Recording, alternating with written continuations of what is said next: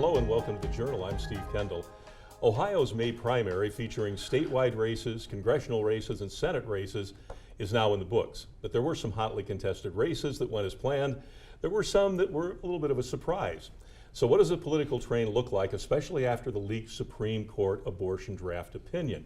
Joining us to talk about that are two members of the Bowling Green State University Department of Political Science, Dr. David Jackson and Dr. Nicole Califf-Hughes. Dr. Califf-Hughes, kind of an overview of what happened on May 3rd, because like I say, there were some things that went kind of according to Hoyle, a couple of surprises. I think one of the things that's kind of really interesting is that it was a smaller primary than normal because our state legislative races were not included because we don't have those districts yet. So what you saw congressional primaries, and you saw a gubernatorial primary, and then you saw a more hotly contested Republican Senate primary, but you did see a Democratic Senate primary as well. And I think some of the more interesting things that came out of that were the Republican primaries on the congressional side, so locally our 9th district, as well as the Republican Senate primary. And there was a lot of discussion surrounding that about the role of Trump's endorsement of J.D. Vance in that election. And I think you could make an argument that you saw the Trump endorsement kind of play out in him getting the nomination. I think also, though, he was really strategic in that he waited till the very end. And so I think they were looking for someone who would be most competitive in November. I think for the governor's race, DeWine came out ahead as was expected.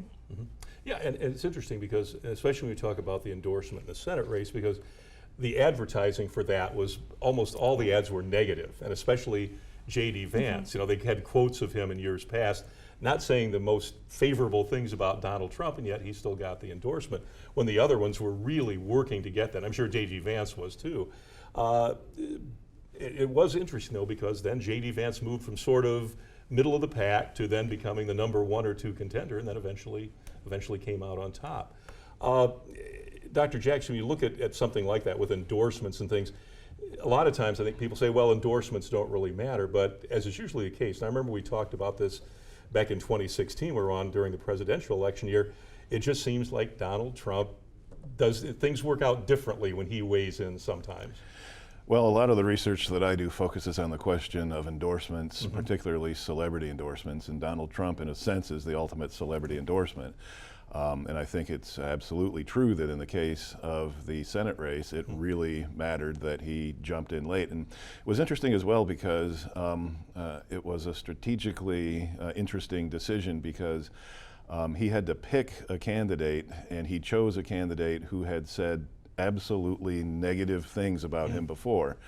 And so clearly it shows some strategic decision making on his point, not to just go with his gut and go with the person that he thought was necessarily the most long-term sincere Trump supporter, because if there's one thing J.D. Vance is not, from all appearances, it is a long-term sincere Trump backer. But Trump gave him the endorsement anyway and gave it to him late, and it had the effect then of, it seems, putting him over the top.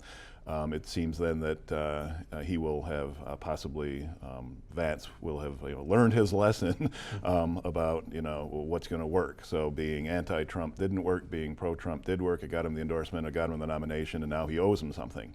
And so I think that kind of exchange-based relationship is the way that the Trump organization operates. We also, of course, had the Congressional election, and here we saw an outsider win, but a very, very pro-Trump outsider win here in this district, a Republican nomination for a district that is currently, of course, held by Marcy Kaptur, a 40-year veteran of the U.S. House.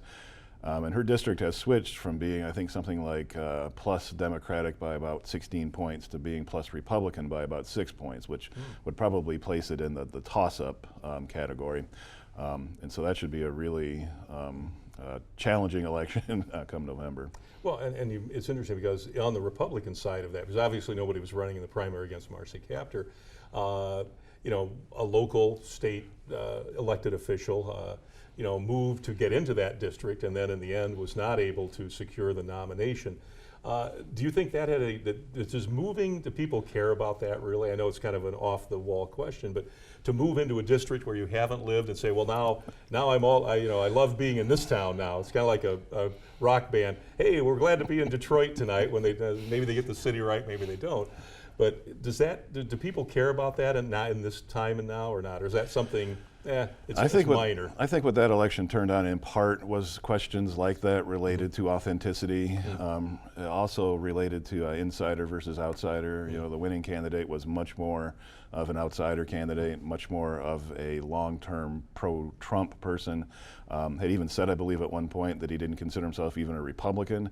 And so then Senator Gavarone, with her campaign, spent a lot of time and a lot of effort on social media promoting the fact that she had endorsements of local elected officials. Sure. And that might have been the exact opposite of the best strategy to pursue in an electorate that appears, based on the evidence of the election, to be supporting an outsider rather than an insider. It almost was the same sort of mistake, that Hillary Clinton made in 2016, but she couldn't help but make because she was the consummate insider when there was an electorate looking for an outsider. Right. Well, and I think when you look at that, and again, you mentioned this, Dr. Kayla Fuse, that you had, as we've seen, outsiders now, and I thought, well, Johnson changed, but Mike Gibbons kept saying, I have never voted for a tax increase. Well, he never held elective office, so he never had the chance to, but it sounded good. And that is like, I'm so far outside, I've never seen the State House kind of approach. But that seems to have, in this environment we're in, seems to work in a lot of cases. I think so, and I think the winning candidate also, while he was an outsider, he had made national news for some of his positions and some of his non-elected activities relating to supporting Trump and questions about QAnon and that kind of stuff. So he was, not only was he an outsider, but he had said essentially all of the right things targeting a demographic that's looking for someone that's very outside politics. Right. And I guess when you look at the difference now, on the Democratic side, of course, in that race, there was no primary. But the same thing kind of played out a little bit on the Senate side too, where you had a little bit of surprise there possibly as who got the nomination, although the candidate that won had been working for a long, long time to get her name out there, and it seems to have paid off, the mayor of Dayton, the mayor of Cincinnati going at it. But they were running sort of as a more positive campaign about themselves versus negative, which seemed to be, which we've talked about for years, seems to be the way a lot of elected officials go now, where candidates go negative, negative, negative. And only Matt Dolan was saying, the other people can argue and call each other names. I'm going to talk about Ohio.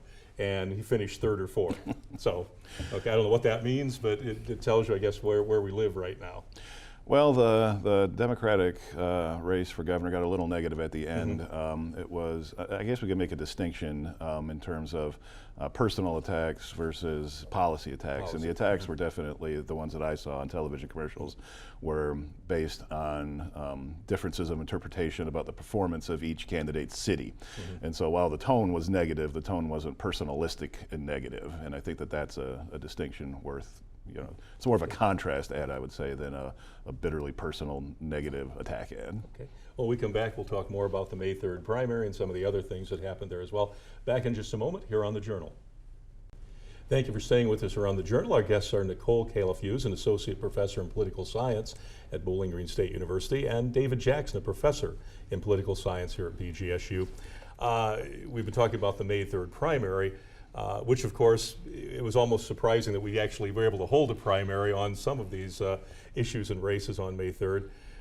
But we now have another primary scheduled, well, we believe, for August 2nd, because the one thing we weren't able to vote on this time were the state legislative offices, the state Senate, the state House. So kind of explain a little bit how we got to this point where Ohio's now faced with having two primaries, which, of course, will cost, I think I heard the Secretary of State say, possibly $25 million to hold in August, which is, that's sort of real money to a lot of people.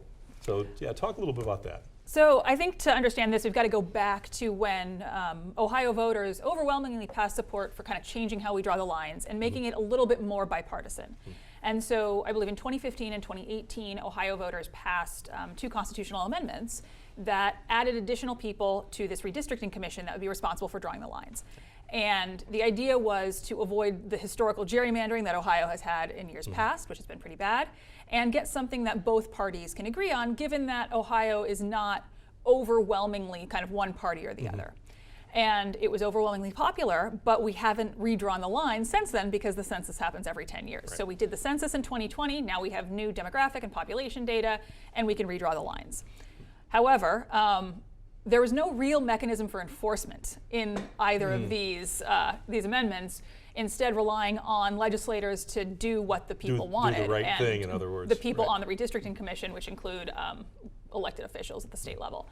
And that didn't happen. And so essentially what came out was a heavily Republican-favored map that essentially would have given Republicans way more of a share of the state legislative seats than their percentage of the population. It was declared unconstitutional by the courts. It went back to the redistricting commission. It was declared unconstitutional again. It went back to the redistricting commission. It was declared unconstitutional again, and that including by a bipartisan judge panel on the Ohio Supreme Court. And it was not in line with what the voters had wanted. And essentially this dragged out for so long, people were not able to campaign, and we don't actually have districts quite yet, as of kind of today, that we'll be able to vote on. And so the question is, are we going to end up with districts that have been declared unconstitutional and not in line with what Ohio voters wanted in terms of an ungerrymandered bipartisan system, or are we going to end up with another 10 years or probably 4 years of very heavily gerrymandered districts? Right, and when you look at that, obviously the intent of the citizens was to fix that problem. And it's interesting you mentioned that there was no enforcement, and of course the assumption was that would sort of work its way out, that things would end up in the right place just by virtue of the people there. But then again, the panel would, because of the way the elected officials worked out, the panel was five Republicans, 2 Democrats, which, and I guess if you look at it one hand, without one Supreme Court justice saying, Ohio Supreme Court justice saying, no, I don't like these maps, those were the first maps would have been the maps, and somebody said we wouldn't be here, but that was sort of the idea, was to correct that. What do we, how do we see this playing out now? Because obviously we're going to have a primary, I believe, on August 2nd, and we might be doing, as you said, with maps that have already been said are unconstitutional according to the Ohio Supreme Court. I think one thing that we're seeing here at a bigger level is the extent, and this has been something that political scientists have noted for the past few years, the extent to which our system relies on norms. Norms of coming to testify when called to testify, the norm of obeying the public's will even if there isn't a strong enforcement mechanism. The system is, you look back to say 2000, and there was the Bush versus Gore decision, and after that decision came down, there were a lot of people who would have liked for Al Gore to rally his supporters, to say to hell with the Supreme Court, but he followed the norm that said, once the court of last resort makes its decision, he stood up and said that he didn't like the decision, but he said he would abide by the decision, and that was that. I think we are in an era now where we've come to recognize that much of our system relies not on strict enforcement mechanisms and punishments, but on people willingly abiding by norms and rules. And we've seen a lot of people in this current political era for the past 5 years or so reject the concept of obeying norms. Yeah, and I guess even when you see the way things happened on Election Day back in 2020, where people were contesting the counting of the votes, who was counting, how they were counting, the machines, all of that, which in years past there might have been a little of that after an election or during an election, but now that seems to be the norm almost, that we're going to challenge every count, every mechanism of tabulation.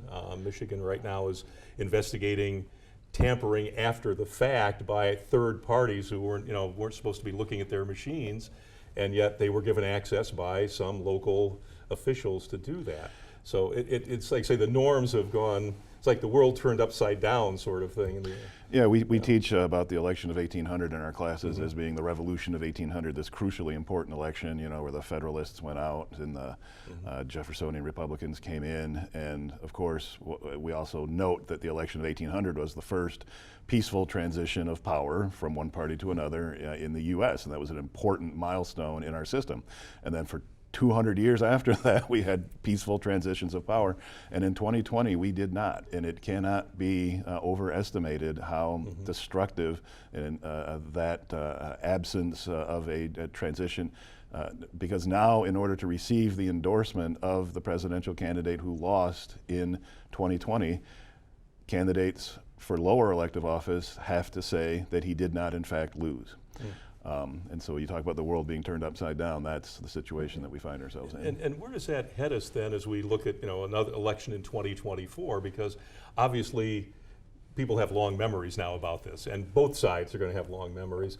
Where does that leave us? As you said, if we're not going to follow what we have conventionally been the way we've done business politically in the United States, is this we're flipping things around now? What does that mean for us? It leaves us in a mess because this has huge trickle-down effects in ways that we may not even think. So, right, it goes beyond just saying, well, I don't think the winner actually won. But even when you think about counting the Electoral College votes, right, just the numbers depend on how we allocate the population and what the seats look like. So the census was hugely important in that way. And so kind of how we allocate everything on up really matters. And if we all of a sudden start saying,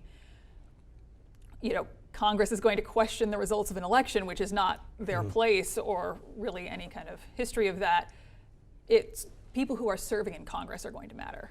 And so if our districts are, right, you have the counts, you have people who are serving in Congress, and so if our districts are not equitable and fair, that's going to affect everything coming down the pipeline. And if we've lost all of the norms, none of this is built in with an enforcement mechanism. And that's kind of always been discussed as, well, we don't really have a key enforcement mechanism, but we rely on, as Dr. Jackson said, we rely on the norms. Those are kind of gone. And so we don't really know what's going to happen. And the presidential campaign cycle is long, and I'm assuming we'll be starting up over the next year, and we don't know what that is going to look like. Okay. Well, we come back, we can talk a little bit more about that. And then obviously, there was a bombshell that dropped a day or two after the election, the revealing of a draft of a Supreme Court opinion that shakes a lot of things that 50 years of precedent that people on both sides are looking at now. Back in just a moment here on The Journal. Thank you for staying with us here on The Journal. Our guests are Dr. David Jackson and Dr. Nicole Califf-Hughes from the Bowling Green State University Department of Political Science. Dr. Califf-Hughes mentioned a little bit about how the congressional races actually mean a lot, or voting at the local level eventually works its way up to ultimate decisions at the federal level. And one of those things is, in the event of a discussion about you don't have a definitive winner of the presidency, or as we've seen, multiple electoral groups coming from states, that has a lot of impact. So talk about the Electoral College and what that really means as we move forward, given that we're sort of waltzing around a lot of conventions that we just took for granted for years. Well, sure. The United States, being a federal republic, we have chosen through the Constitution and the acceptance of the Constitution since its inception, not to elect the president directly. The president is in fact elected by 538 people known as the Electoral College. Most states, of course, have a winner-take-all election system to choose the electors. A couple choose them by congressional district and then choose the ones for the senator statewide. But the fact of the matter is, states matter. States are very, very significant. One of our political parties has been very attentive to that fact, and that'd be the Republican Party, and one party has not been as attentive to that fact. I don't think the Democratic Party has been as successful and committed and recognizing of the importance of winning state elections and local elections.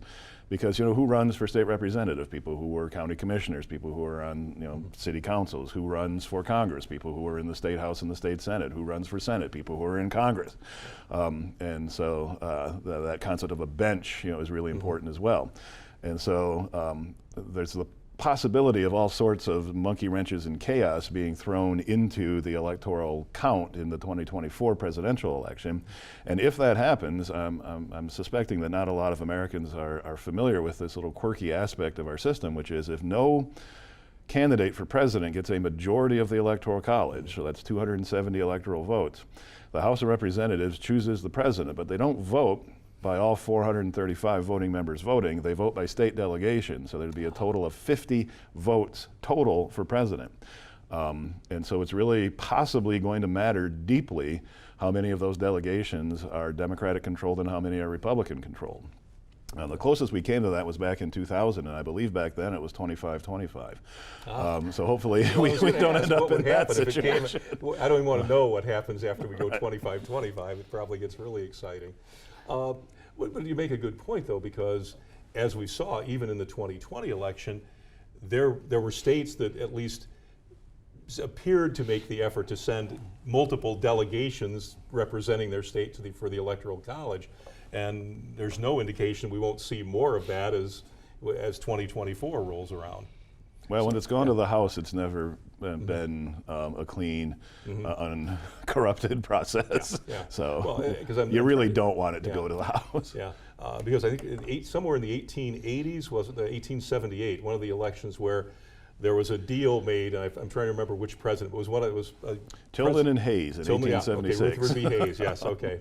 And that was sort of, there was some trading going on so that Rutherford B. Hayes became president, which I believe had something to do with basically deconstructing. With Reconstruction, yeah. So it's never a good thing when a presidential election goes to the House. You want a clear decision far in advance of getting to that point. Yeah, and for the country, it's better to have a clear decision instead of one that ends up being legislatively. It certainly was better it would have been better for Alexander Hamilton had the election of 1800 not gone to the House. Yeah, good point.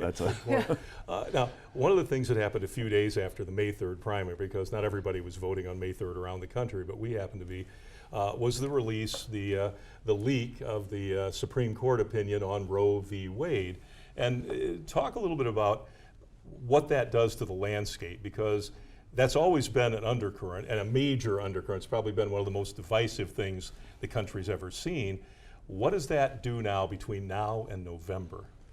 So assuming that the leaked decision that came out on that court case is what is similar to what comes out when they actually make a final decision, I think it changes things a lot. Historically, Republicans have used the issue of Roe v. Wade and abortion to get people to the polls.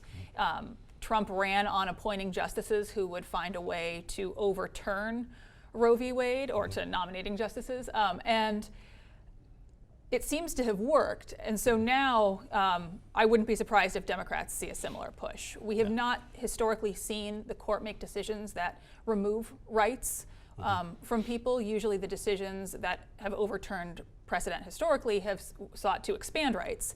This significantly contracts rights of half the population and changes the landscape of politics in a way that we really haven't seen for anyone who is alive. Because even pre-Roe v. Wade, it was a decision left up to the states. Right. And Republicans have said that their goal and their kind of bar for the presidency in 2024 is a nationwide ban on abortion.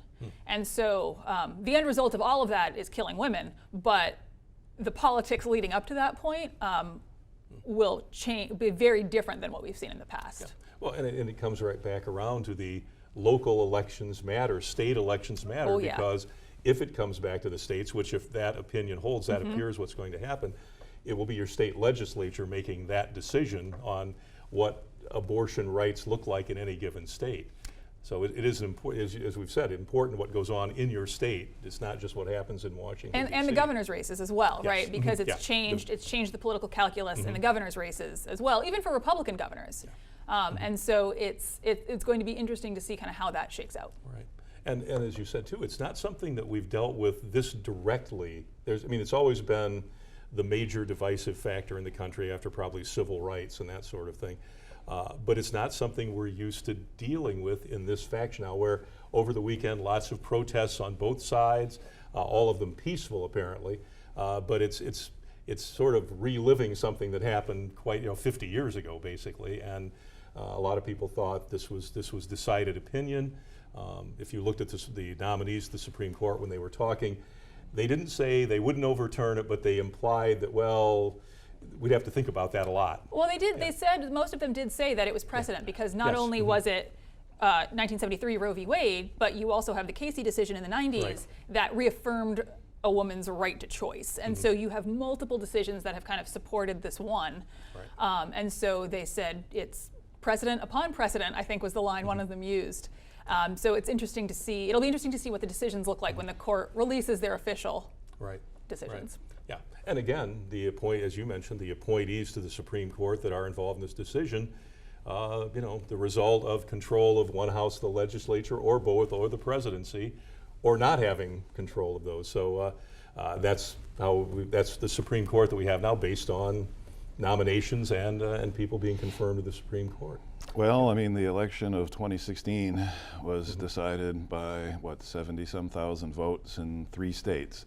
Michigan, Pennsylvania, and Wisconsin. Had those votes gone the other way, there would have been 3 different Supreme Court justices. We assume justices with a different approach. 6-3 liberal or progressive majority on the Supreme Court, and we almost certainly would not be having this conversation today. Okay. So. Well, we'll have to leave it there, but obviously there'll be a lot to talk about between now and August and now in November, as Ohio moves its way to try and get to a general election in November. I want to thank both of you for being here again today. Appreciate your time and your insight into this.